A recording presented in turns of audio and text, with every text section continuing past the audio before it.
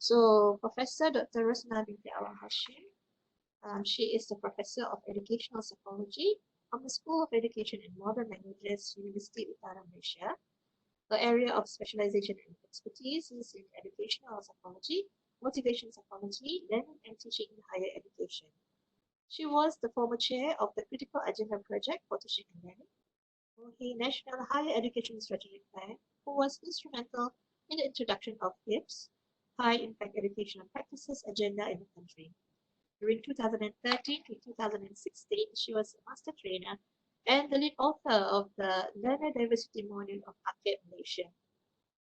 Currently, she is the Vice President of the Malaysian Society for Research and Higher Education Policy Development, Head of Cluster of Education and Human Development of the Academy of Professor Malaysia, the Vice President of SULAM, Service Learning Malaysia University for Societies Strategic Committee at MOHE. She was the past Editor-in-Chief of the Malaysian Journal of Learning and Instruction and former Deputy Vice Chancellor, Academic and International at UUM. I think we also managed to get a glimpse of Prof. Rosna last Tuesday, when she also being invited as speaker for diversity learning talk conducted by UNIMAS. So thank you very much and welcome again to UNIMAS, Prof. Oh, thank you. Okay, I think without further ado, let us welcome Yang Berbahagia Professor Prof to share her top knowledge and experiences on supporting learning in times of crisis. Silakan, over to you. Okay, terima kasih Dr. Kartini and also Dr. Mazlina for handling the session today. Assalamualaikum warahmatullahi wabarakatuh and very good morning. Eid Mubarak, Salam Aidilfitri. It's not too late, I think, to everyone, and also what's the other celebration? Happy Gawai. Yes, Gawai. Okay, thank you again to UNIMAS for inviting me for the second time this week. I hope people will not get bored with my presentation. Okay, I was invited to talk something to share my experience on supporting learning in time of crisis. I think we have to be sort of, what do you call that? We are proud to be the frontliners actually. I use the word teachers all the time for school teachers or higher education instructors or lecturers, because we are all teachers. So we are all the frontliners. So congratulations to everyone. I hope that motivates us to wake up every morning to become the frontliners in a different way to shape the future of the nation, of our nation. So our aim today, this is what we would like to get after 2 hours session. We hope that together we can create some effective strategies to support student learning in times of crisis. In times of crisis, normally in education, we refer to remote learning or emergency remote learning. So voila, welcome to ERT, emergency remote teaching. So we are now in the context of remote teaching, and the students, for the first time, have to experience remote learning. I mean, those in higher education not registered for ODL or PJJ, for instance. They are here because they register for face teaching or the natural, the regular teaching, or at least blended, like what we've been doing now, maybe hybrid, sometimes online, synchronous, sometimes asynchronous, depending on the policy of the university. So before we move on, what is ERT actually? For now, I think until next semester, we are sort of being, not to say forced, we are put in the condition that we have to move or transition to an instructional delivery that we are not familiar of. For many of us, maybe we are familiar but not comfortable enough to deliver because our curriculum was not intentionally developed for online learning 100%. And suddenly we have to move to 100% online learning. So we see that ERT is a temporary shift until, if for instance next semester, I don't call it temporary shift. If next semester we're going to remain online, then we have been given several months, maybe 6 to 9 months to prepare. And then that is fair to call online learning, then the true online learning. It takes time to prepare. And this is just an alternate delivery modes of learning for our students. So to me, we are not trying to be perfect. We are not trying to be too ambitious to achieve what like the ordinary class intend to achieve. And we have to be very considerate.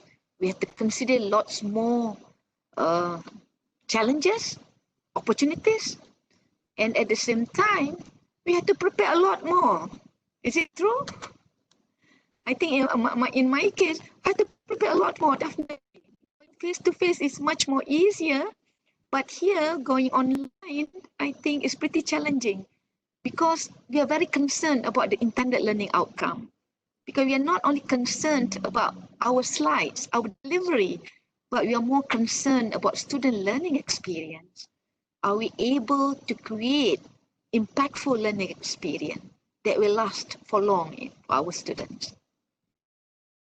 So part one, I will begin in order to understand strategies to support learning. We need also to understand the definition of remote learning. What is remote learning? Well, like many mentioned, is an uncharted territory for many, in fact. Maybe for Dr. Kiman, for instance, it's go with the flow. he's doing fine because he's been doing that for so long. But for many of us, including myself, I have to admit, prior to COVID-19, I'm not so comfortable with doing this online. But I'm learning because I thought this is an opportunity for me to learn how to be more effective. I can reach out to a wider audience. Like today, I cannot go to Sarawak, but I can reach out to you from my home, which is a wonderful opportunity here. So what is remote learning then? My understanding is that ability to switch on and off based on students' needs. At one time, we can go synchronous. At another time, we can go asynchronous. We can use lots of modes of learning for our students. However, the challenge is how to transition to remote learning effectively. Because at least there are 3 important ingredients here. Are we prepared? Are our students prepared? Are technology available? I mean, technology tools available for both ends, lecturers and so teachers. And what about the overall support, student support, especially in infrastructure? I mean, if they're at home, I know I receive lots of comments from our undergraduates. I cannot focus at home. My mom keeps shouting at me. My father keeps asking me to help him with this and that. And suddenly my siblings, my sisters and brothers keep, bothering me. I mean, there are lots of challenges working from home for us and also our students. So these are challenges that we need to understand before we can provide effective support for our students. I'm not going to talk more about this because I'm sure you have lots more experience with this. Why don't we get some of the challenges that you have encountered in remote learning, for instance? Can you share some of your challenges? Maybe interesting, unique challenges that not experienced by other students in other classes. Maybe you can go to multimedia.com and use this code and enter your challenges. We can share. I give you a few minutes and then we can go through the challenges that we have encountered so far. So far, these are the challenges that many of our lecturers face in their classroom. No motivation, feel like no direction. Internet, yes, very common. Teaching without my classroom presence, yeah, that's a challenge too. And then familiarity with online system.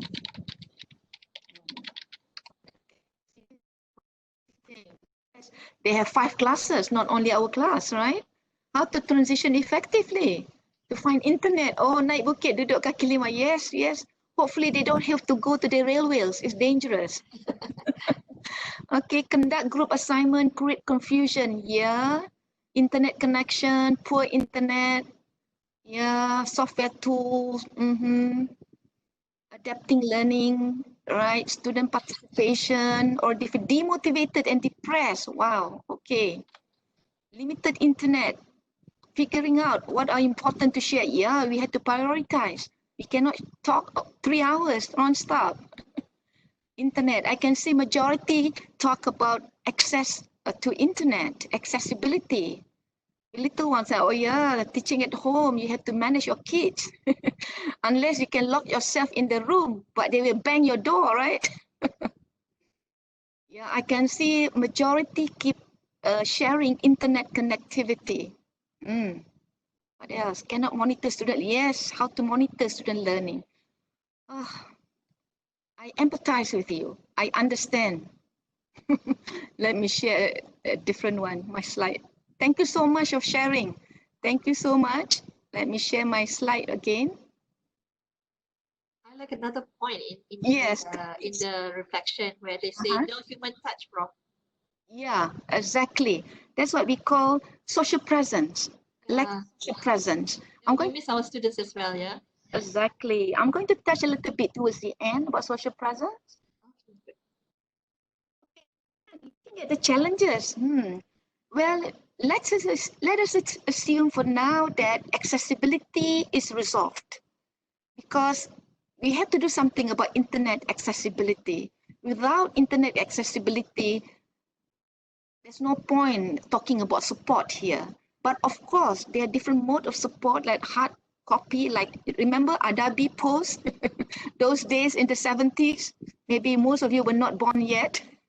In the 70s, there were Adabi Post, PJJ, module, etc. But today, I think we would like as much as possible to get our students online, because that is the tool that enable them to reach out the world. So they don't only learn from us, but also from Harvard, from Cambridge, from other instructors throughout the world. But there's so many ways to support learning. When you look at this picture, how do you interpret? I know the challenge is that we cannot interact, right? Because of low bandwidth, we try to save as much as possible for students to switch on the mic in our natural classes anyway, right? Because otherwise, if you have 50 students, all of them switch on the mic and you can hear all the background from calls to, anything else, to cats. So what we're talking about here, how to provide equity. It's not equality, because our students come from different background. They have different needs, different preference for learning. So as much as possible, we would like to consider various modes to support learning. That is what we call equity, or embracing diversity in learning. So what I can say as a start, I think, excuse me if I may sound a little bit condescending for those who have been trained to become teachers. From School of Education, of course, what I'm going to share in the next few slides is nothing new. Because if you want to transition effectively to remote learning experience, we need a structure, a clear structure as a start, because it's a new normal. At least 4 things I can think of right now. Time. Do we have a clear sort of office hours? I'm not talking about face-to-face, but virtual office hours are clearly communicated to our students. They know when you are available, or perhaps they know when you can respond to them promptly when they need any feedback, any questions. In addition to class time, please do not change your class time, because if you keep changing your class time, so their class schedule will be haywire, because they have 5 other classes to cater. So stick to our regular class time schedule, and then create our office hour. For them, I can be reached every day before 6 p.m., for instance, or before 9 p.m., for instance. That is also important, so that they can feel safe, that you are easily accessible. Because sometimes when we are free, they are not free. Second, we are talking about communication tools, for instance. What kind of tools that you agree with your students? Are you going to go on WebEx, Zoom, Skype? whichever tools. I mean, it's not necessarily one tools, can be multiple tools. I know I have friends who do multiple tools because for some, they cannot access to Webex because Webex takes a lot of bandwidth and they don't have money to support 5 classes. So they go to Skype, for instance. And then how are you going to give feedback and when are you going to give feedback? That also need to be communicated clearly to our students because they need feedback, especially without our presence. Mastery feedback is very important. I mean, feedback that can inform learning, meaning that assessment for learning. They want to know what's wrong with my assignment or how best can I improve my assignment. Number 3 is technology. How are you going to receive or return assignment? Maybe you use our LMS. Do you accept email? Well, if you have 100 students, I cannot imagine. Of course, if I have 100 students, I would prefer my student to submit to my portal. But I'm sure there will be a few, cannot be more, who don't have access to internet, who would like to mail it, snail mail to me, okay? Courier to my home, to my office, for instance. This is what I call low-tech solutions. We should also be thinking about low-tech solution for those who don't have access to internet and allow time for them, deadlines, extended deadlines for them. And finally, this is also very important is have our lesson design or lesson plan. In school, they call it lesson plan, but online we call it lesson design. But assuming there is lack of understanding between us and our learners, I will show you next one, a template. This is just one example. A template that we can use prior to our session. Right? For every week, this is what we like to do. Maybe online, synchronous or asynchronous. First, we would like to set the stage. In education, we call it set induction. All right. We would like to give a class overview. You activate the schemata, the prior background, to excite them about the subject matter, ground rules. I mean, how to switch off the mic, to switch off the camera, etc., etc. Set the stage is very important to ensure that they learn at the same time, so that you can encourage them to come on time, so they have consistent feedback from you, or instruction, feedback and instruction from you, consistent. And the second one, do we have an intended learning outcomes for this particular session, for instance? Earlier on, I shared with you that our aim today, we cannot be too ambitious. We simply want to try to create some strategies to support learning by attending the session. Maybe from my sharing and also from your sharing, you can take away some tips how to support learning more effectively. But the intended learning outcome must be realistic. Cannot be too ambitious because this classroom that we used to have. So be lots of limitation. Be realistic. What you want to achieve synchronously. And I would try to highlight the learning outcomes. For the next 1 hour, this is what we would like to achieve. Try to bold the verbs. We would like to discuss 3 different challenges in whatever, American history or Malaysian history. For instance, you will be able to discuss and compare 2 different types of theories in thermodynamic, for instance. I don't know. Okay, anything. It has to be clear to them, the intent of the session. And number 3, assess current understanding. Normally, we start off without assessing the understanding. So what I did just now, I tried to get your feedback, remember? I asked you to give some, share your thoughts, your challenges. I'm trying to get your prior knowledge. Okay, whether you have also some similar challenges, different challenges that we can highlight during our next session. Then only you start introducing the content. I think in class, normally we have some pre-reading assignment. Nowadays, you have video viewing. I use a lot of YouTube videos these days. Prior to class, I will give them, I will put on the LMS one video that best share about the content or the theory that we're going to discuss. And normally I have my own WhatsApp group. I will post again the video for those who don't have time to go into the LMS. This is the video. The night before, I will share again the video. This is the video. These are some guiding questions. We're going to discuss this tomorrow. Or maybe we give some case study. Read this case study. These are some guiding questions. So when you go face to face, you are ready with tasks to discuss. And then number 5, how are you going to assign application task activity? Well, again, if we can give the activities the day before or the night before, tomorrow we are going to do group work or we are going to do some discussion using forum. So make sure you have that task clearly articulated, or maybe just a real task you would like them to do, and then give them a rubric. The rubric will set the tone for the kind of quality of their assignment. Because you know that assessment drives learning. So if they know the rubric, they will be used to assess their assignment, they will behave accordingly. And finally, how do you assess mastery?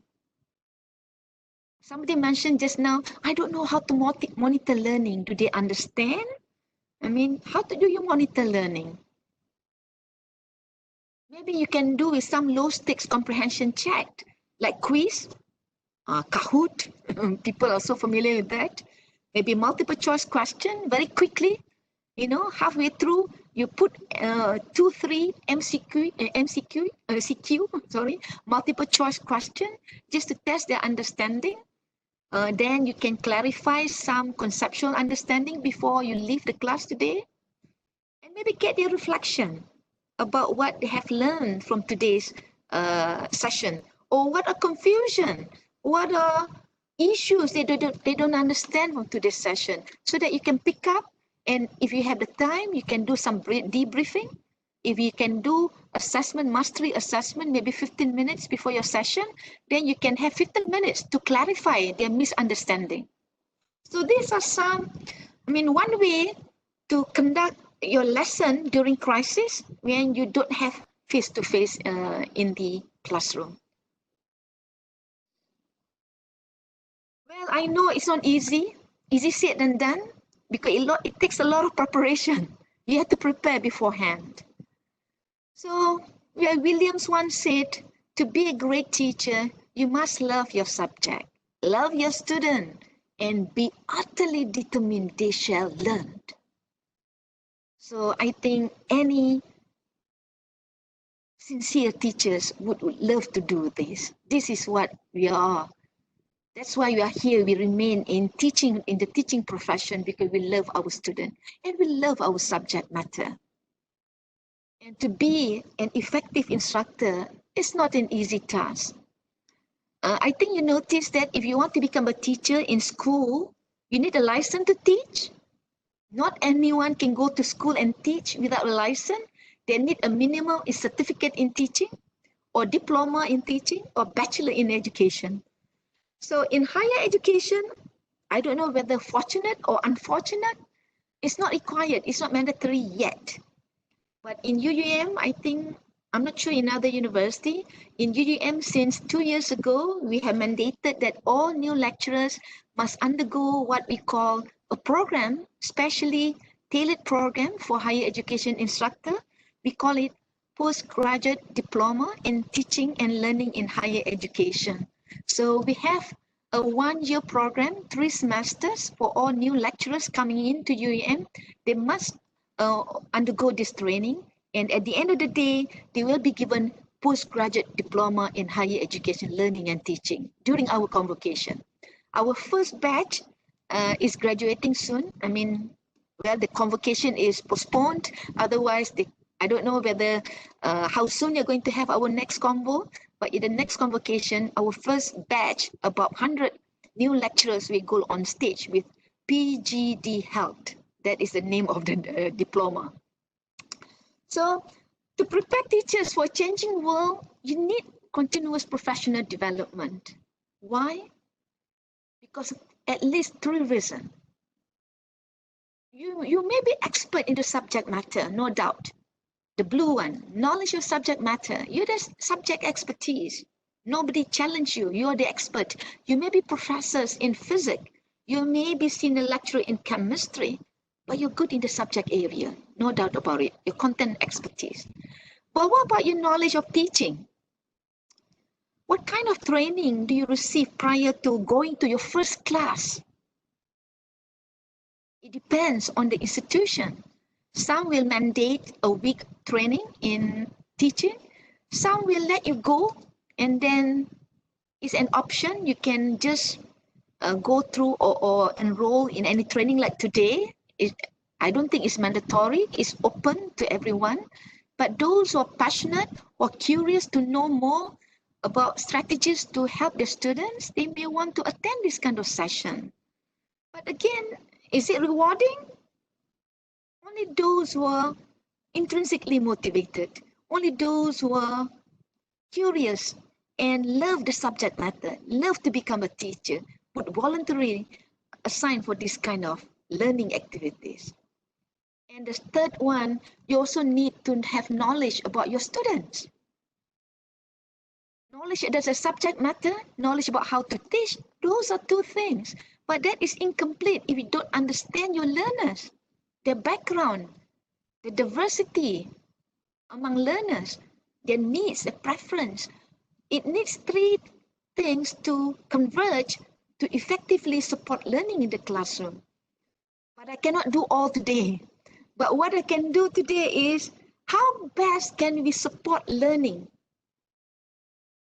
using some motivational strategies, pedagogical and motivational strategies.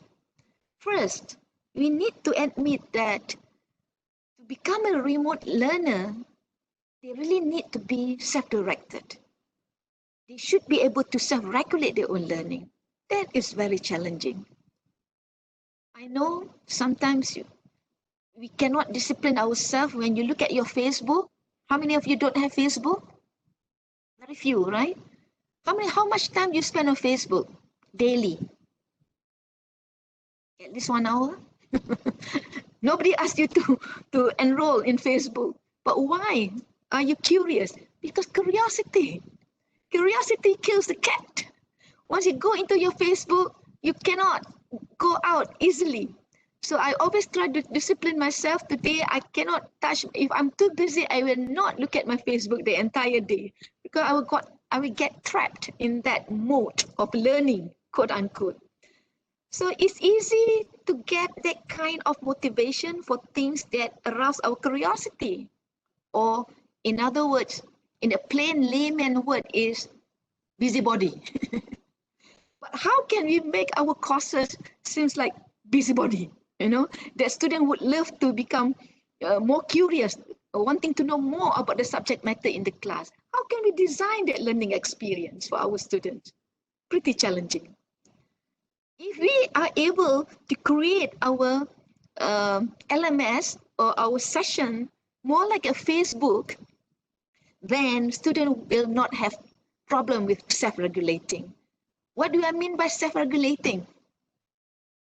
They can do PMR, not penilaian menengah rendah, but they can plan, they can regulate, and they can monitor their own learning. They can plan and set goals, and then, goals for learning, how to learn best for our subject, for subject 2, subject 3, subject 4, for instance. And they know how to monitor learning. If I don't understand, what kind of strategy do I use to monitor my learning and performance? Should I ask my colleagues? Should I ask my friends? Should I WhatsApp my lecturer? Should I go to Dr. Google? Should I find more videos from YouTube to clarify my confusion? They can do this. They don't have to contact us because they have Dr. Google. They know how to do it. And at the end of the day, can they regulate? Regulate means reflect on and adapt on new strategies to enhance their comprehension. This is a characteristic of a self-regulated learner. But how many can self-regulate? How many can self-direct without being pushed by us? That is a challenge. So to do that, I believe we need to empower learners. We need to empower them. Then only they can self-direct, meaning that they do it voluntarily without being pushed so much, but they look forward to attending our session. So again, our second engagement today is, can you go to the same mentimeter.com, www.menti.com, and the same password? Please help us to clarify a few things. What does learner empowerment mean to you? Because I mentioned just now, in order to direct students to become more self-directed and self-regulated, you need to empower them. What do we mean by empowerment? Okay, I will share my slide again.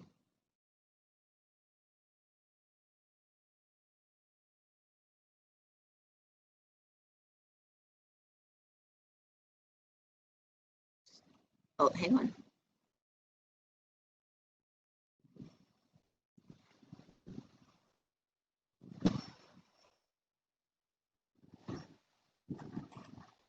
Okay. The slide stream. Yeah, I not yet. Hang on. Okay, I will go back.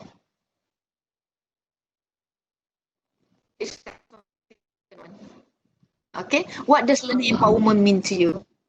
Yeah.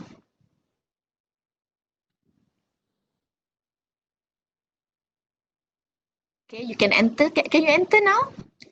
Yes. Okay. This is the word count, word bubble.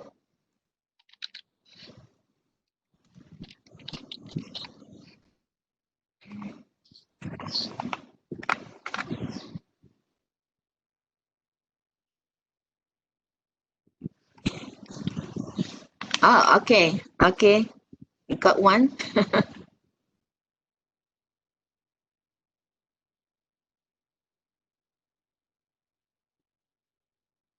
Okay, I'm still waiting. Keep sending me your understanding about learner empowerment. There's no right or wrong answer. We'll see. You can see some words here, interesting. 6 participants, more. I hope to see more. Saya dah post apa. Yeah, how to motivate our student. Imagine these are our students. Okay. Yes, put more. Yes, yes, I can see more words now. Yes, some words are being enlarged now, meaning that the same word has been repeated many times by the same by different people. Okay, we have 10. Okay, more. Please key in more. 11. How many participants do you have so far? We have about 40. 40. Okay. Okay, 12. Okay, try to get up to 20. Why don't you get target at 20? 50% participation. Yeah. Come on, guys. Come on, you can do it. Yeah.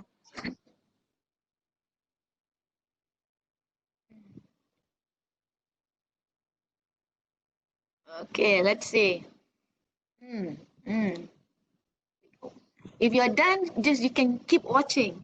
What kind of words being described for learner empowerment? 17. Three more. Can we get 3 more participants to respond? 18. 2 more. 2 more, and then we close the session. Okay, 1 more. Okay.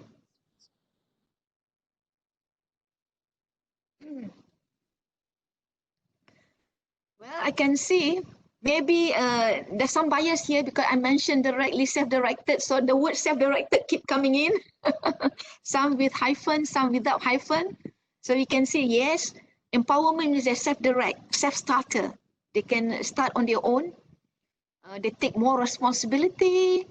They have more autonomy. Autonomy means unconditional. They do it unconditionally, not because for grades mainly, but also because they want to be present. Okay, they are proactive, they are motivated. What else? They're independent learning, they're creative, they're happy. Yeah, courage, thinking, motivated learners, highly motivated. All about motivation here, highly motivated, self-thought, all about self-initiated. kind of. Interesting. Thank you. Thank you. Personalized, self-learning. I can see the kind of words coming in is more intrinsically or internally driven kind of words explaining about learners. But how many learners, this kind of learners that you have with you in your class?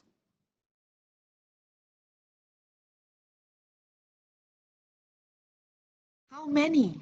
That is our question. How many? That's a challenge for us. How can we create that kind of learner?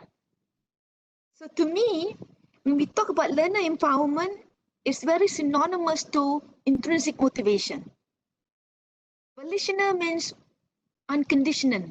You do it unconditionally because self-endorsed, because I want to do it. So like whatever you mentioned just now is about self-thought, self-direct, all about self. It's about how can we create this intrinsic motivation. So to me, empowerment is a process. We have to create a condition for them to become empowered, to be empowered. I mentioned it takes two to tango. We cannot be so shocked sendiri, go get so excited.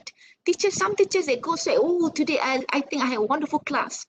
Shocked sendiri. Go self-flattering. I think I did a good job today. Well, that is only half of the story. But how can we create intrinsic task motivation? Task that is intrinsically motivated by creating impactful elements and tasks that create students' sense of control. I think empowerment has something to do with intrinsically driven and also sense of control. What do you mean by sense of control here? It's not queen control, yeah? It's sense of control. I can do it. We have to create this perception, the cognitive perception at the back of the student's mind. I think I can do better in this course.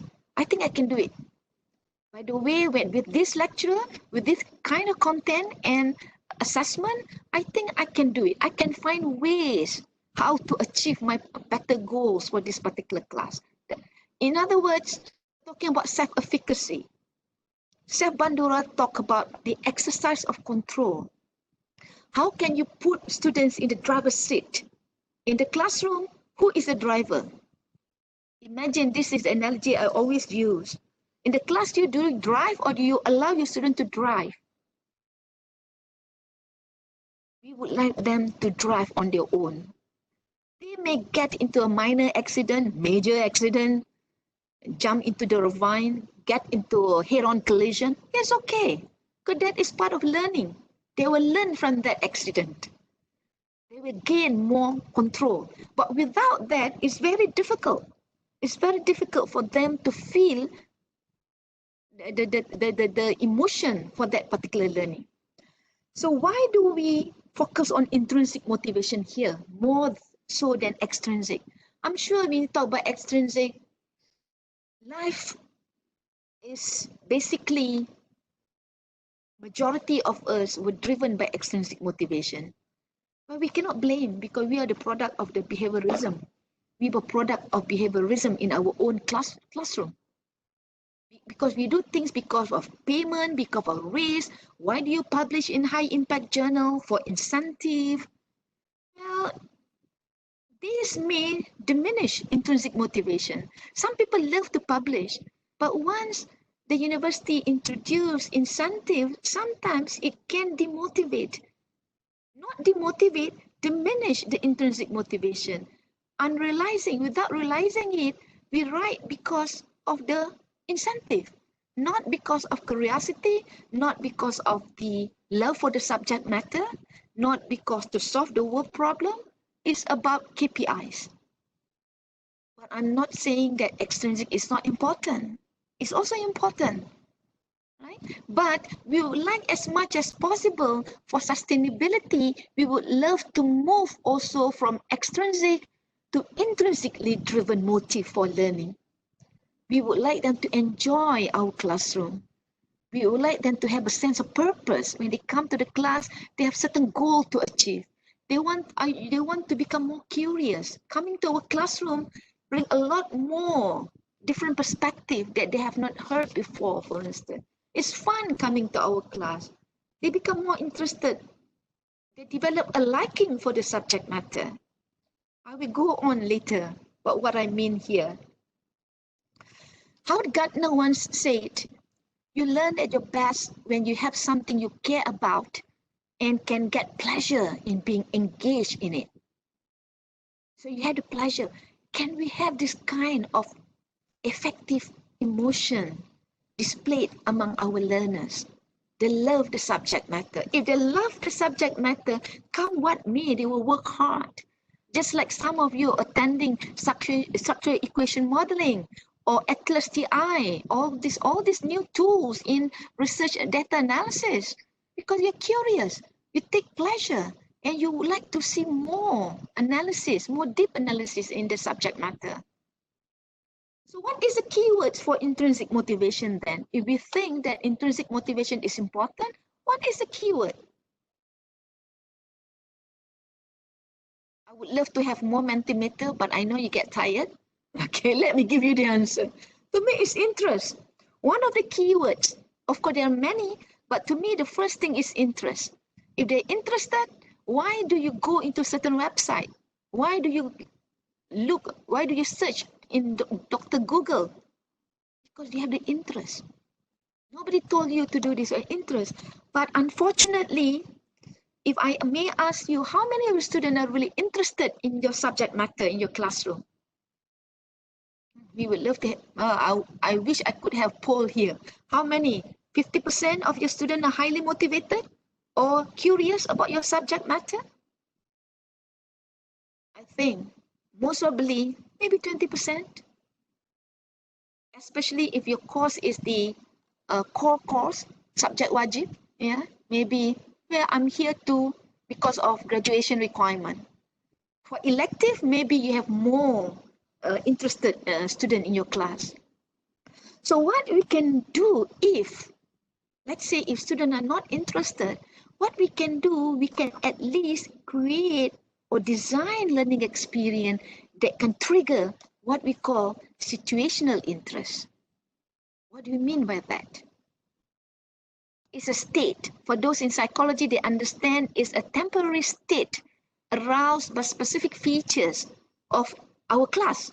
Maybe a feature, a task, an object, anything that you can do that can attract the attention, grab the attention, to be more interested, arouse the curiosity. There are so many ways to at least get the attention, get them be interested, and slowly, hopefully, we can nurture their interest with appropriate guidance through impactful learning experience.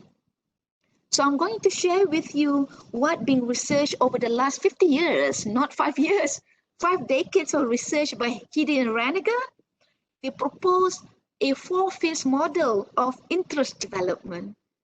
We believe that interest is not fixed. Interest is mutable. Interest can be changed. I don't know how many of you attended my last session. I will repeat here. I'm from a social sciences. I'm not good in statistics. But when I go through my PhD program, suddenly my interest in the subject matter has intensified, has becoming more intensified, that I learned a lot. By the time I came back to Malaysia after my PhD, after 3.5 years, I have developed an expertise in something that I have not taught before. But I thought I'm incapable, but somehow the experience, the learning experience that I've got during my PhD studies really encouraged me to become expert. And you can see today more and more PhD students becoming trainer for PLS, for AMOS, for Atlas TI, just name it. Whatever statistical tool available, we have lots more and more graduate students coming in, doing business training. Why? Because they have the interest. They took the trouble to undergo many trainings. I don't think they undergo one training, they can get that knowledge to be able to become a trainer. But they are willing to invest. They pay to learn for something. So this is what we can start with stage 1, triggered interest. What we can do in the classroom, how do you trigger interest? And then slowly you bring them to the next step. Once they become a little bit interested, you can go to the next step. How do you plan to ensure that you can maintain that situational interest? Again, situational is temporary. Temporary could be for one semester, could be for 1 week or one session. Hopefully, after one semester, the interest will be sustained, right? It's not only during our semester, it's a lifelong process, hopefully. But at least there's no harm to at least trigger some interest. They might be interested in the subject matter because of you. I love the subject matter because of the lecturer. I love Dr. X. I love Dr. Tini because she's wonderful in explaining this. But I don't like the subject matter. But if the programs honor all the lecturers at that program, 10, 20 subject, maybe 10 lecturers consistently can, bang in interest, arouse curiosity, maintain interest, and they emerge the individual interest. I believe, inshallah, the student can be interested, becoming more intrinsic learner in the classroom. I can share my own personal experience. Okay, I learned statistics because somehow I find it something new, novelty. And it's not that difficult that I thought. And I know from the extrinsic perspective, this is something new because I have my own goal. When I go for my PhD, I have my own goal. I want to come back and not become a redundant person in my department. I would like to come back and contribute differently. I want to bring back something novel to my faculty. So I think statistics is something novel. And multivariate analysis is something novel. So I get into structural equation modeling in the 90s. How do I get into this? I also cannot believe myself. Because oftentimes when students come to my classroom, I used to teach statistics in education at the postgraduate level for the Masters in Education program. And normally our students are school teachers. You can imagine, right? 30 students, 20 students in the classroom. And 5 of them will approach me at the end of the first session. They will say, Prof, I'm from language background. Can be Arabic, English, or Bahasa Malaysia. Or some of them from history. I'm not from the science subject. I don't have mathematics background. So they're trying to be a little bit apologetic, saying that statistics is difficult for me. Please empathize with me, in other words. So at least you can see the anxiety level for those. Even I can create myself going to the first step class. Oh my God, I was so anxious. The anxiety level is so overwhelmed, especially when you had to work on window. I remember my first experience with SPSS. I had to use window program. I had to use key in because not window, sorry, the syntax file, because they would like us to understand the formula behind it. What does it mean? How do you key in the formula? Even when I study AMOS, there's no AMOS then. I use structural equation modeling, EQS. I have to key in the syntax file. So the syntax file will allow me to learn deeper. X plus 1, x1 plus xb plus error, whatever, constant the error. So you understand. So by doing that, I become more curious. And by doing that, oh my God, it's not difficult at all. Why? Because I have a very interesting teacher or lecturer who are able to overcome my anxiety, who are able to teach us that you can do this, make things easier, simpler. And then we move to maintain situational interest. And until one day, I was approached by my professor, Rosna, would you like to be my teaching assistant? Of course. This is not the first semester. After 6 courses in statistics and measurement, I'm able to become a teaching assistant. Right? So because of that, I developed that intrinsic interest forever. When I came back, I still continue doing some training. The first few years when I came back, the first 5 years when I came back, I did a lot of training in structural equation modeling until we have more and more trainers, and then I stop and move on to a different type of training. Okay, so meaning that How can we trigger, can we overcome that anxiety, anxious level for our students and create value? Of course, I see that this is important. This SEM, structural equation modeling, is very important for research in social sciences. So I also feel I can do it. So combination of feeling of competence, I can do it, and this is important. Those things really drive me to become more intrinsic, and the motivation is sustainable throughout my life. So this is what we can do with our student actually. If we cannot go up to well-developed individual interests, so at least we can start at attention, situational interest here. This is another analogy. Get the attention, spark their interest, and then agency, they become more self-directed. They can sustain their interest. They start reading for more text. They look for more resources, rather than our own classroom. And then once they are encouraged, it's feeling like having more oxygen in them. They have to a certain extent develop what we call personal interest. And you have to keep burning, give more challenge, arouse the curiosity more with different lecturers, then they will become sustained personal interest. I think with this interest, you don't have to do much. This is what we hope to get from our students. Once they leave our campus, they will become a champion for a particular cause for our program, meaning that they have sustained that personal interest. Why interest matters? Why does it matter? Because interest will influence the quality of learning in whatever mode, online, remote, or face-to-face, it doesn't really matter. Once they find the value of the subject matter and they feel that they have control over the subject matter, they can do it. They don't have to attend our session because they become very self-directed. And knowledge today is broad. It's not limited to our synchronous session. Because they become more mastery learner, they will learn for understanding, not learn for exam only. And then they will have a growth mindset. They believe that with a lot of effort, they will gain more, no pain, no gain, rather than fixed mindset. Oh, statistics is difficult. I'm not a reading person. I'm not a quantitative person. Those are the fixed mindset. How can you overcome that fixed mindset?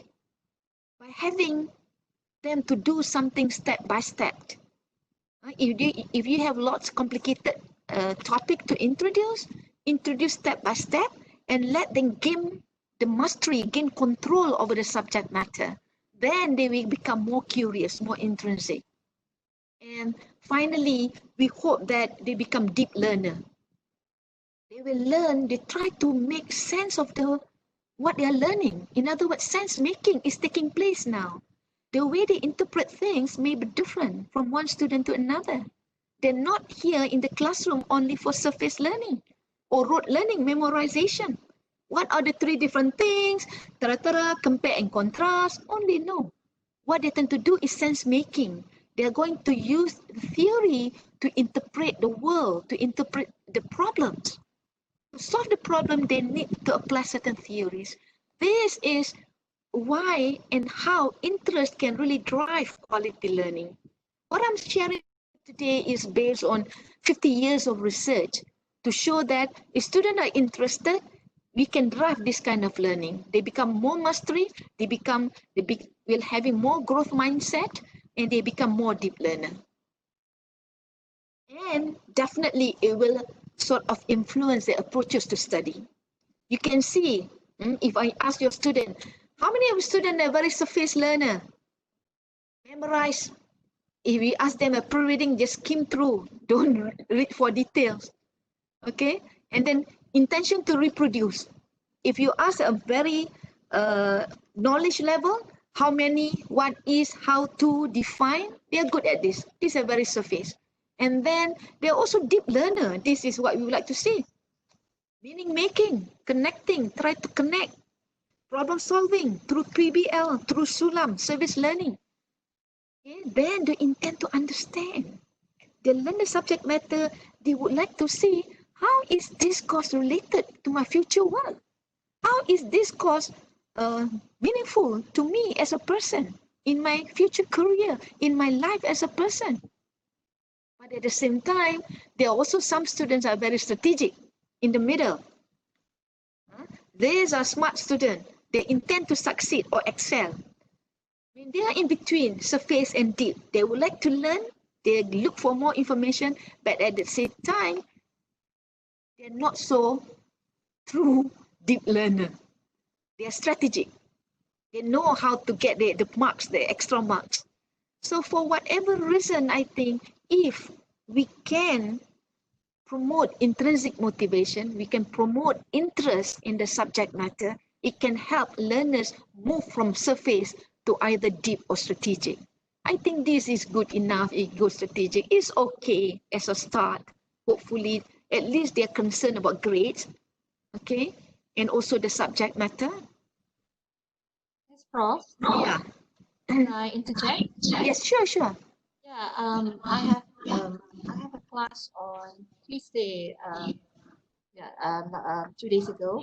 Yeah. And I have the student after the class who contact me and say that he couldn't cope because he can't be involved in the live session and also have trouble with the internet. And of course, Yeah. his laptop is is having some problems as well during that time. Yeah. He has this high expectation of himself. He targeted to have 3.5 and above CGPA. Yeah. Very strategic. Yeah, that is why I think it's related to this approaches to study, which is strategic. And Yeah. he told me that if he will be able to get that 3.5 because of this problem that he have, he wanted to drop Okay. or tangguh lah, tangguh. Yeah. Not, Differ. defer the Yeah. semester. Yeah. So I have a talk with him, but to motivate him further to just continue on. Mhm. But I think this is one of the way of, strategic thinking of students that Yeah. wanted that target, right? Right. And if they Right. can't get it, we have to find ways to help them. That Exactly. maybe grade is not everything, or they can find other ways to Exactly. compensate. Yeah. So what do Yeah. you think, Prof? Yes. To me, if I were a student, I would like to be given a choice whether I can defer, I can drop the subject and re-enroll next semester. But I had to bear the consequence. The subject may not be offered next semester. What about my scholarship, my PTPTN, for instance? That is their responsibility to shoulder that. But if they're willing, I think, but of course, as much as possible, we are trying to motivate them to stay on. But for some who may not, because they have different preference for learning, some may not be satisfied with the current arrangement. They would like to see us because they want to have the social presence. They want to learn more from the guru for some of them. They want to learn, they want their voices to be heard in a different way. Perhaps they want more interaction. But to me, we can try to negotiate. If he or she insisted on differing, I will allow, if you ask me. If the institution has such policy to allow for deferment, I will do that. Because I can see the person is sincere, wanting to learn more, to have more, and also to excel. Maybe he has a target to become first class or to get reimbursement for a loan or scholarship, maybe. That's my personal opinion. Right. Thank you very much, Prof. I think further discussion and communication is the key to with the Yes, students. exactly. I'm going to hit to that point soon. Okay, thanks. Okay, thank you. Please interject. Please interject. Because I don't know, because I cannot see your face. That's it, something. There's no social presence, right? We cannot switch on the video, all of us. Those are the shortcomings for this kind of remote learning. So I move on to the next one. How to trigger interest. If interest is very crucial, how do you trigger interest? There are many ways, of course. I think you have your strategy. I'm sure most of you have your own strategies. But I will share very quickly some of the strategies here. We can design instruction that catches a whole student's attention. Use novelty. Any can be storytelling, can be statement, can be contradiction, whatever, anything novelty, something that they have not come across. And also a personal story can be interesting too. like I mentioned, people love personal story because people are busybody. People peep into somebody else's Facebook to know what is happening in their life. Okay, so if you can relate your own personal story, how you overcome certain issues in the classroom, how you overcome learning the subject matter when you were a student will be pleased to know that, oh, okay, oh, you the expert, you also have to overcome similar issues, so I can relate with you, so I can understand better. Second, find strategies to pique students' curiosity about content. How to create curiosity? You have to create what we call, some people call it cognitive dissonance. From UNIMAS, I think you have cognitive psychology, right? Cognitive dissonance, disequilibrium, providing surprising information, surprising fact, because they thought A, but you present to them B. So this will arouse the curiosity. How come? So then you can start with the discussion. Introducing contradictions, presenting controversies. Okay, if you go into a political science, what do you think about current government? Is it a legitimate government? I mean, not to go into very, political kind of argument, just professional, intellectual argument, and ask them to sort of support the argument. Why do you think the current government is legitimate? Why some, as I say, not legitimate from constitutional perspective, whatever? Depending on the course, just example. And I'm sure they will derive a lot of debate. Right? And then third, stimulate emotional arousal, because sometimes they get bored. I think some of you also, if I don't ask question, after 1 hour you get bored, sick and tired, right? I'm not sure because everybody learn differently. Some people prefer to listen to lecture. Some people prefer to do hands-on. So it depends. So I think by showing enthusiasm, I think lecturers' enthusiasm, vocal variety, fluctuation in our vocal variety is also important. I don't know, sometimes I overdo it. I'm a very social person. As a person, I'm very expressive, as you can see, right? But some lecturer from my own personal experience are very monotonous. They go to I mean, even though I go to a good university, I have several professors, also a couple of professors are very monotonous. They go and hide behind the podium and talk, well, I think this is it, I think that, okay. But the good thing is that she was wearing a nice three-piece suit all the time. So there are many ways to attract student attention. You can wear some pretty dress to attract the attention. They appreciate. I know some of my classmates those days when I was doing my PhD, I had one very monotonous professor, very prominent professor, but very monotonous in the classroom. Some of them throw some comment. Well, at least she took the trouble to wear nicely to class. I appreciate that. Some professors are not prepared to come to class. She's very well prepared in terms of dressing, but not in terms of delivery. So, well, whatever it is, find ways to arouse the student interest, right? At least they are looking at you with a different motivation, for instance. And create a pleasant learning environment, non-threatening. If the classroom is too anxious, I remember going to my English classes during my school days. Wow. In English class, nobody will look at eye to eye with the lecturers. Avoid eye contact, because they don't want to speak up in English. Okay, so these are things that we can do. How can we create? How can we trigger interest? There are many ways. Let me share with you some scientific discovery. For those in psychology, I think you have seen this before, inverted U theory. Okay, because at the axis here is the pressure or anxiety. We can call it anxiety. The anxiety level low and high. And then on the x-axis is the performance. Or I can put it as effort. To what extent student will invest effort, the green arrow here. Okay, this represents effort. Based on the literature, the maximum effort will be exerted when the classroom has a moderate level of pressure or anxiety. So anxiety is not bad at all, but an appropriate level of anxiety is needed to pressure, to push students to work hard. So based on the literature, a moderate level of anxiety is good. If there is no anxiety at all, here, boredom, low pressure, they will not learn at all. They will go to class, okay, tomorrow I just go to my QR code in the classroom and sit there and listen. There's no pressure, nothing for me to prepare, nothing for me to do. The lecturers wouldn't bother if I'm there or not. They become bored in the classroom.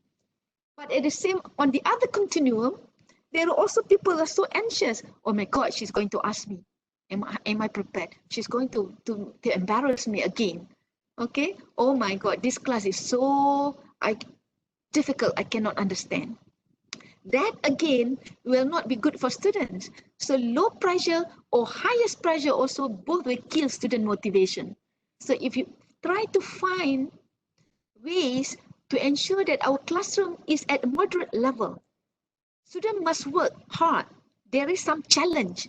The challenge is at moderate level, and therefore students will invest effort to the maximum. That is based on theory, and I strongly believe this is applicable in our classroom. Before I move on, is there any question? Any question, Dr. Tini from the floor, Dr. Mazlina?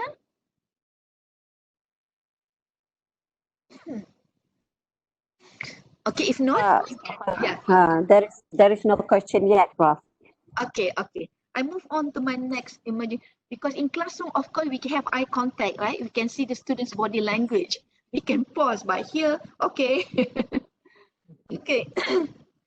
Because since we are moving into remote learning, and we believe that interest is one of the many ways to support learning. So let's look at our new emerging roles and responsibilities in online or remote learning. Yes, you mentioned earlier, relationship matters. Yes, relationship matters. Student-faculty interaction is the heart of the learning process, actually. Why? Because critical and influential role in supporting learning comes from meaningful engagement, interaction between student and faculty, and also student and students. So interaction, how can we create this kind of interaction in an online or remote learning? So I'm going to share with you what we call, some people are very familiar with the COI, Community of Inquiry model. It's a conceptual framework on how to optimize learning environment. So in this environment COI model, we propose 3 collaborative interdependent elements in our learning and teaching. Cognitive presence, that is ability of our student to construct meaning through sustained communication. Do we provide this cognitive presence? Do they feel the cognitive presence in the classroom? Earlier on, Dr. Mazlina mentioned her student requested to defer for one semester because he or she may not be satisfied with the presence or the presences here. And the second one is social presence. Ability of our student to be themselves in the community of peers. Can I be myself? Am I welcome? Do I feel comfortable learning in this environment? Do they care? People care about my presence. That is what we call in motivation relatedness, right? Being cared by others. If I don't come, do people shout at me, hey, where are you today? He's not here yet. But even if I'm not there, nobody bothers, for instance. There's no social presence. And third one is teaching presence. I mean, selection. How do you select? The way that we select, organize our delivery of teaching materials, and the way we facilitate social or cognitive presence among learners, are they felt by our students? Are we able to provide this teaching presence to our students? This will determine whether students will learn effectively or not. Of course, we are still struggling. We are learning. This is new. But I think this is what we call silver lining in education. COVID-19 really put us on the fast track. I myself feel a little bit more comfortable now doing this with our students, with our participants today.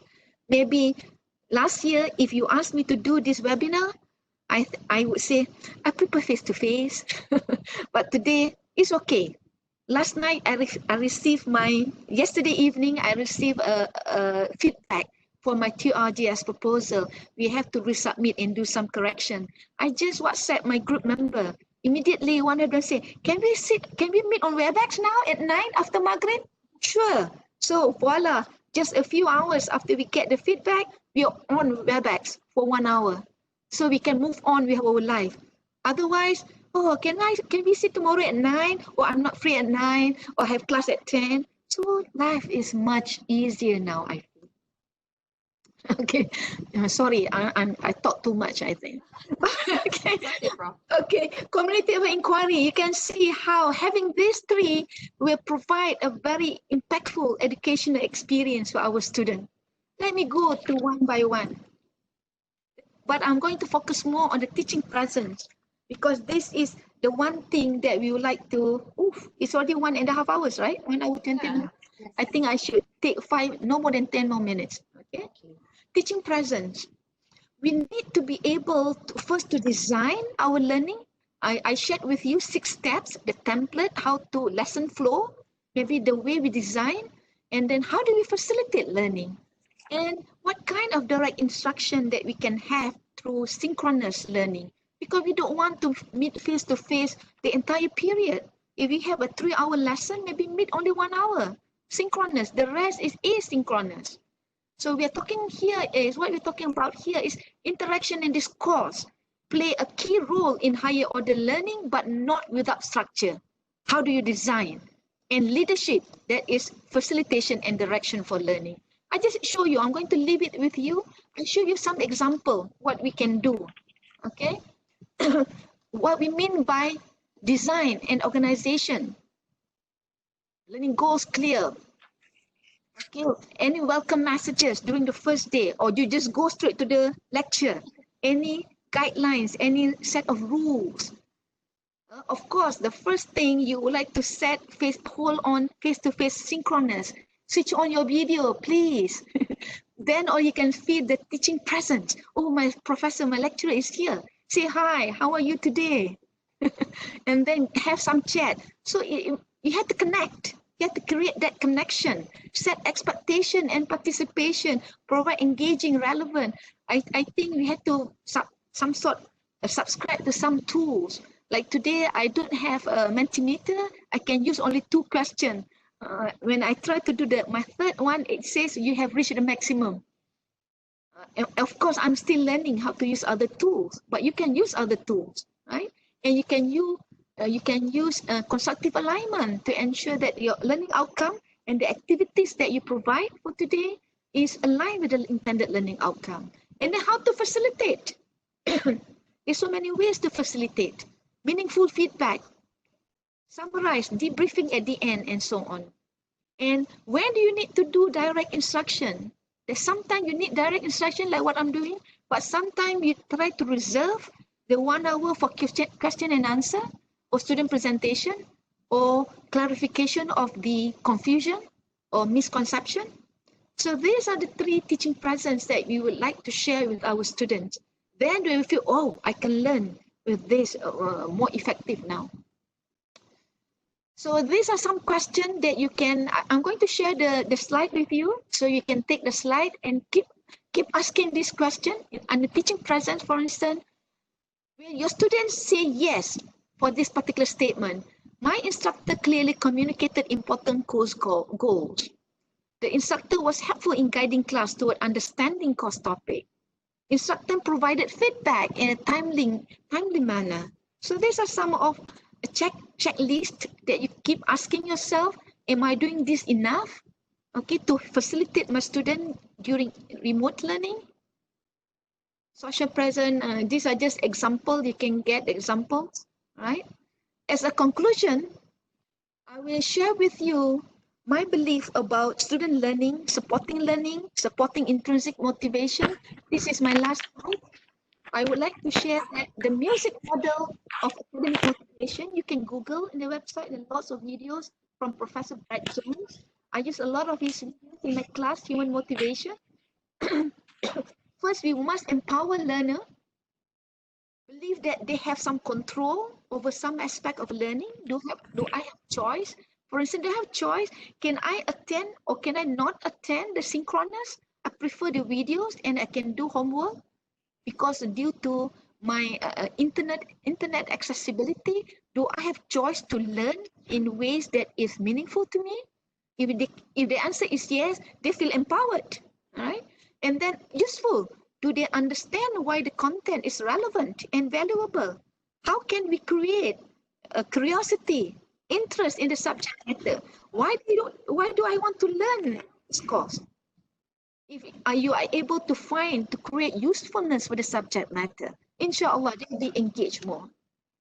And then S stands for success, competence perceptions. Again, it has something to do with controllability belief. Can I do it? Can I succeed? Remember, when students feel they cannot do it, they would like to defer. So how can we create that belief that you can do it? I will facilitate you, I can guide you, I can scaffold you. But meaning that we are able to provide multiple ways of learning, not simply our lecture, our videos, but find other ways, help them with resources. If you cannot access, okay, here, this is the video, this is the website that you can go and learn more about the subject matter. But this is the assignment, the learning outcome the intended learning outcome that I would like you to have accomplished before the end of the semester. And the interest, of course, interested in what they are supposed to be learning. Do I like it? If they develop a liking for the subject matter, I think we can, half fight is won already. Okay, but find ways to create interest. And finally, this is what we call relatedness or social presence, caring. They believe that instructor care about whether they meet the course learning outcome or not. It's not about lecturer finishing the video, finishing the slide, but they care about what I understand or not. They lecturer monitor my learning. Lecturer provide meaningful feedback that help me to understand better the subject matter. So these are the 5 sort of components and the music model. If we can achieve this in the classroom, if we can find ways to enhance this, to make this belief instill in our learners, inshallah, we can support them more effectively in whatever mode of learning. So again, thank you, UNIMAS, for your kind invitation. Allow me to share. I will learn a lot. I will learn a lot from you, definitely. So in order for me to learn more, perhaps, maybe participants can take some time to do quick reflection. What are your main takeaways on today's session? If there is any novelty, please let me know. I think the organizer will allow you to key in your reflection in what platform, Dr. Mazlina? I hand over to you. Thank you so much.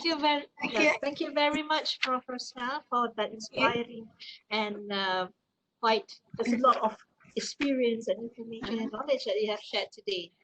But before we go to that reflection question, there is a question from Associate Professor Dr. Soba. Dr. Mazlina, yes? Let me see. Can I read it, Dr. Mazlina?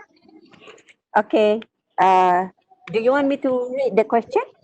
Yes. All right. Okay. The question number 1. There are 2 questions from Associate Professor Dr. Soba.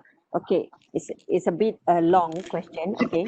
Usually I have good students who are motivated, have thirst for knowledge and engagement in the teaching learning activities. However, occasionally, the first one is easy to handle. yes. However, occasionally I do get 1 or 2 students who are not keen at all to learn, often do not turn up for the class, do not contribute to group work, and making life miserable for their group members. Despite having one-to-one talk with these students, hearing their stories and trying our best in motivating them, their attitude do not change. How do we handle this kind of students? Okay, this is first question. Okay. Do you want me to continue with the second question or you want to answer the first question first? Okay, continue with the second one. Okay, the second one, usually I have good students who are motivated. I think this is the similar question, right? Huh? Oh no, this is the second question is please share your recommendation on how else could we handle this kind of student. I think this is a similar, maybe it's a Dr. Soba right? In repeated question. Okay, all right. Very interesting question. I'm sure everyone will have this student in our classroom. I experienced the same student in my classroom. Well, we try our level best, but we cannot guarantee that it will be 100% successful. But at least knowing that we have tried our level best is good enough, I think, to sort of motivate ourselves to continue with learning. Yeah, it is very tricky. If you ask me, honestly, I don't have the answer too. Because I had one student last semester try to motivate that, human motivation course. So ironic. So Dr. Soba, you are not alone. You are not alone. I'm teaching a course in human motivation.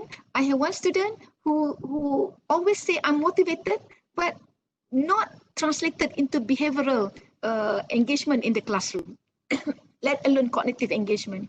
True. I think at least what we can do, perhaps we need to identify the sources. Why? Why are the students not motivated? Why are they not turning up? What are the reasons behind it? Maybe it has something to do with the mindset that I can never do well in the subject matter. Or maybe they don't have a choice. I hate this course. I hate this program. This is not the program that I wanted to enroll, but I was given this program. They have to overcome all these unpleasant memory, unpleasant feelings about the course and the subject matter, or the program as a whole. And then if we can reach out to them, some are beyond control, they have to go counseling perhaps. But those ordinary, we can help them, we can reach out to try to get to the sort of the matter. What is the triggering matter actually? Is it not interested, or is it lazy? Why are they lazy? They're not interested again. They don't have a goal. Students normally, maybe we can help them to set goals. Okay, if you don't have a goal, please help them to set goals. Maybe the class have 3 learning outcomes. If they cannot achieve 3, give them one goal, help them to achieve one of the goals or the course learning outcomes. That could be some, something that can help them. Help them set goals. Try to say that you can do it. Give them tasks. Maybe give them a choice. Sometimes I ask the student, what would you like to do? Some people, let's say I ask them to do reflection occasionally, not all the time. Reflection that will be graded. So I will choose 3 breaths reflection throughout the semester, for instance. But you have a choice. If you don't want to write, please send me your video reflection.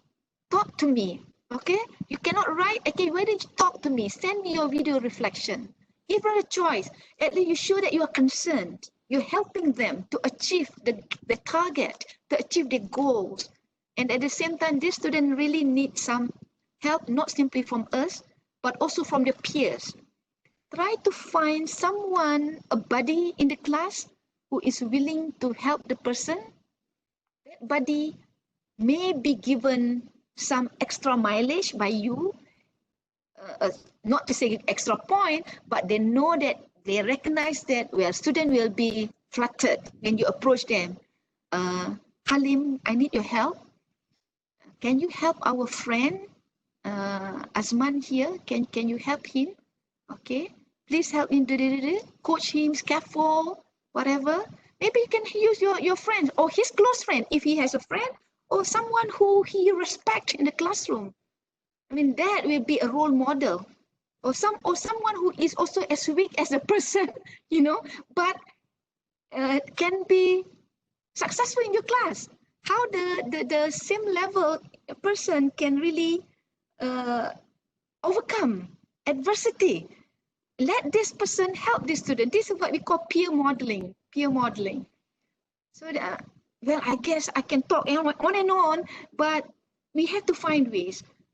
If you Google today, how to motivate intrinsic motivation, you have hundreds of formulas. So it depends on the context, it depends on our experience and the background of the learners. I think through our reading, through our experience, inshallah, you can change them. But like I mentioned, it doesn't happen all the time. Most of the time it will happen, but sometimes there are some students who really cannot be helped. That need to be sent to the counselor, perhaps need special help. I know some students came to us, I cannot wake up. When I first taught, those days when I was younger, I used to teach at 8. I have one student who can never wake up at 8. So I told them, why you going to change your... So I talked to the dean, can you move this person to 10 o'clock, at least for now? Because he's in the first semester, we cannot give him a cultural shock because he will be missed out, but at least he can feel relatedness, social presence. People care about him. When people care, when people know that you care about him or her, the person will react accordingly. But it takes time. It takes time. Okay, any other question? Okay, Prof, I have shared the question, the reflection question. Can you see it? Yeah, inspire students to learn. Social presence, yes, important. But some lecturers simply switch off the video. I don't know. I think we need to switch off the video. You need to show your face, to show the hey, you're excited. At least at the beginning, everybody switch off your video. Hi, how are you? How's your eat? Be careful, stay safe, you know. Any problem you're reading. And then can everybody switch off your video? And then at the end of the session again, okay, switch off the video. Then again, to monitor that they're still there. Because I know my friend in the recent WebEx, before Raya, before Eid, okay, okay, everybody switch on the video. At the end, they can find a few students at the shopping mall. Hey, where are you? Oh, to mind my mother shopping, doctor. Well, that's the challenge in remote learning. Suddenly, my mother switch on the blender. She's cooking. And then my brothers knock the door. Please wash my whatever. I need to go to the toilet. So these are the challenges. But those are the fun things. If you can appreciate that, don't scold them. Okay, please switch off your mic. Do whatever you want to do, but you please come back. Oh, I'm listening, doctor. I'm listening, but I have to wash my brother first. Okay. And the presence, the social presence, the teaching presence, and how do you facilitate learning? They got stuck. I'm here. I'm here all the time. I can give you my office hour. From tomorrow, like say 6 to 7 before Maghrib, I'll wait for you for 1 hour. Come, join me. So that's it. Anything else? Okay, music concept. Okay, that's new. Need great connection, yes. Feeling connectedness, bonding. Inspire student to learn. Yes, you have to burn that. Remember, get the interest, spark the interest. Why are you learning this subject matter? Why is a theory important? We can relate to many personal theories, personal stories, how theory affect our learning, especially in social sciences. I think in other quantitative subject, maybe you can use other example. How do you use quantitative subject to solve world issues? That's another thing that you have to bring in.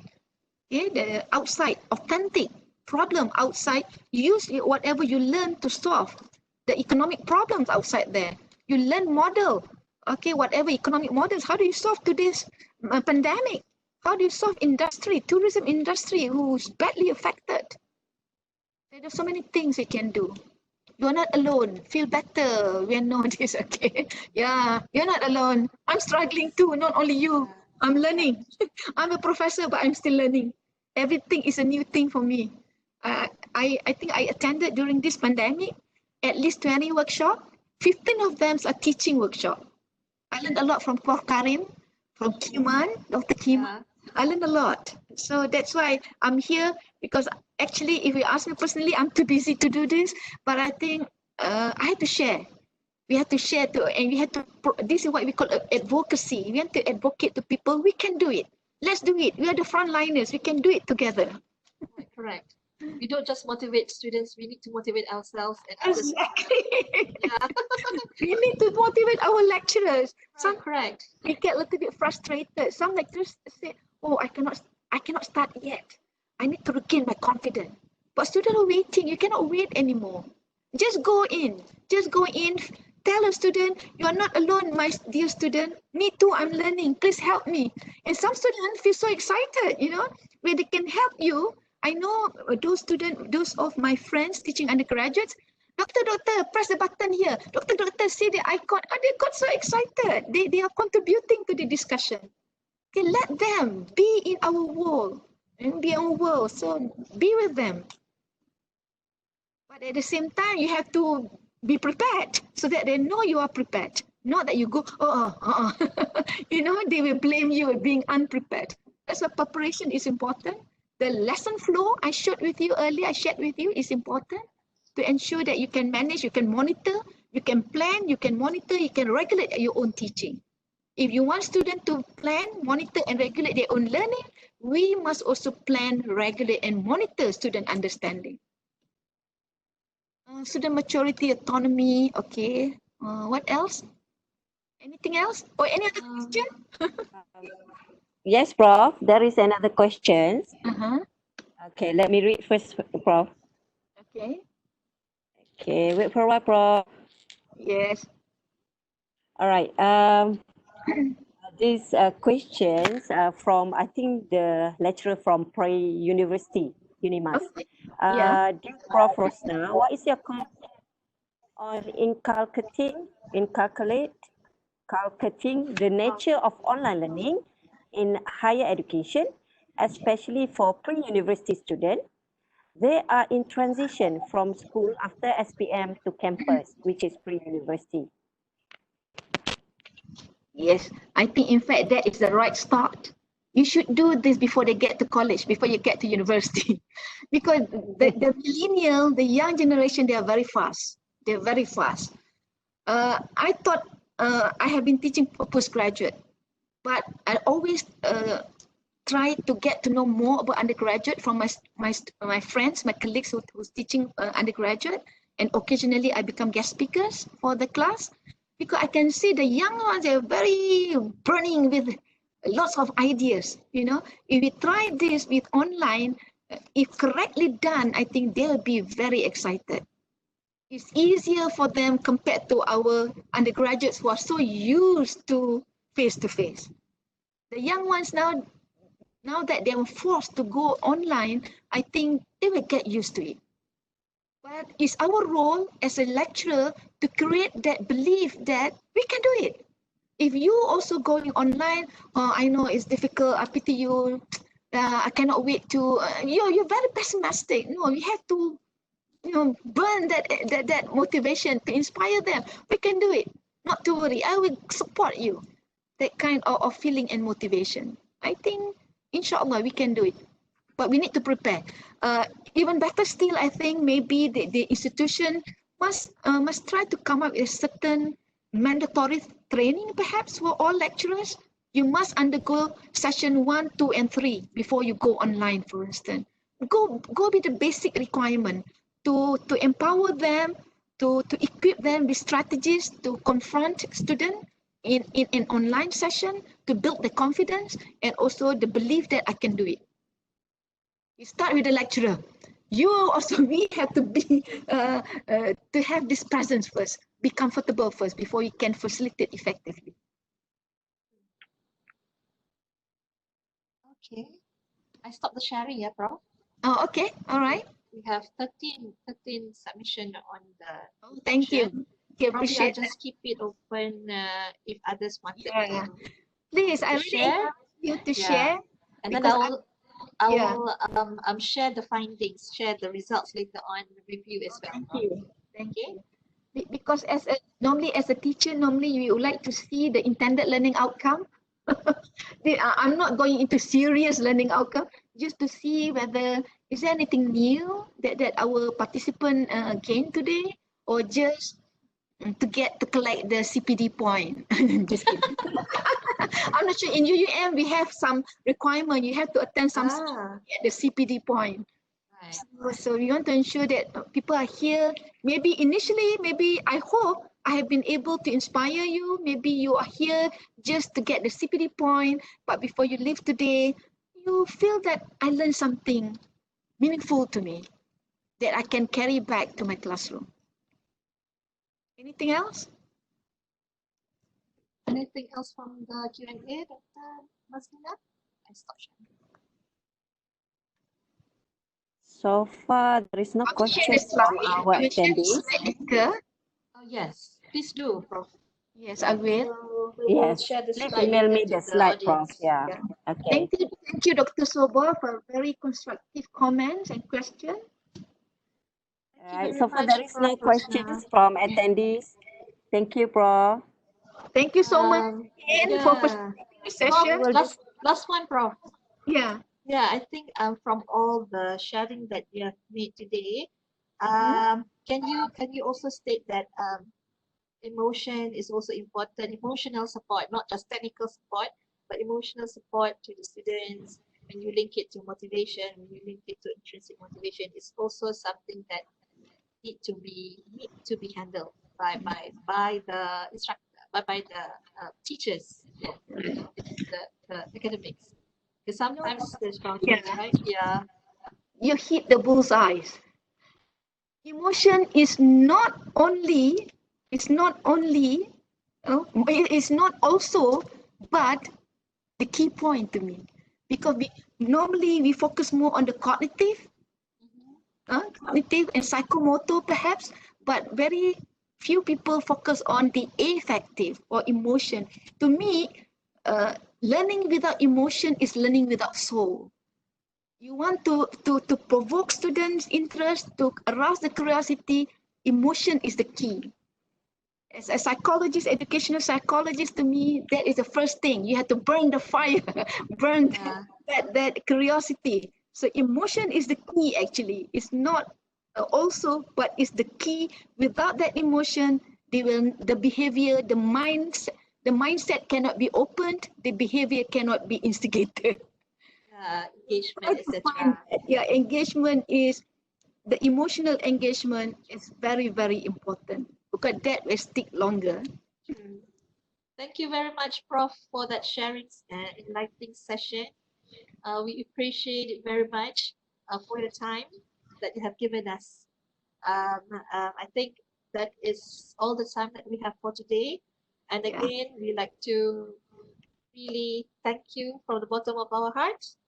And hopefully, I think I benefited from the session, and I think everyone attending the session will benefit it as well.